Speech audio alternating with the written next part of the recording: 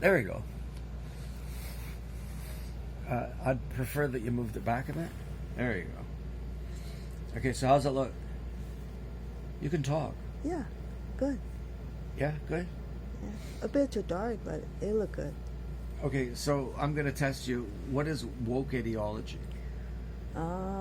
People are aware of white supremacists. Wokeism is people being aware of white supremacy. Okay. That's a pretty good explanation, I think. And do you think that white supremacy is a serious problem? No. It's a bigger problem than you would think if you didn't look into it. It definitely is a problem.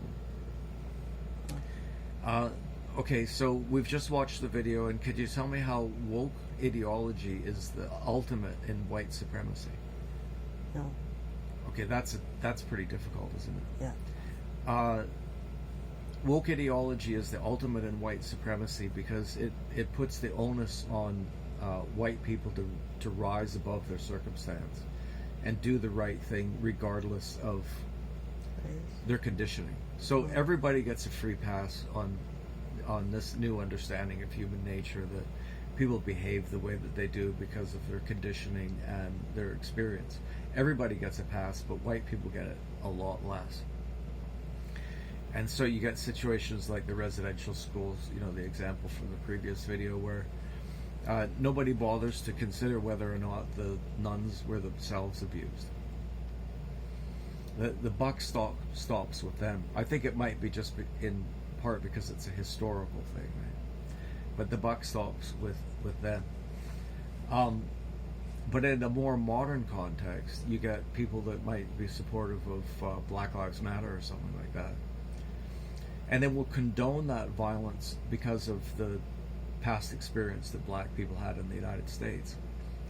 So it's okay if they're violent because of the experience that they'd had. But it isn't, like nobody would even say this. It may be that the reason that white people don't like black people, or some white people, is because they've so often been the victim of black violence. So maybe the racism that you see coming from white people is a product of violence that they suffer from black people, but nobody says, oh, we understand that. What they say instead is, no, you're a racist, it's your fault, and the violence that comes from that is your fault.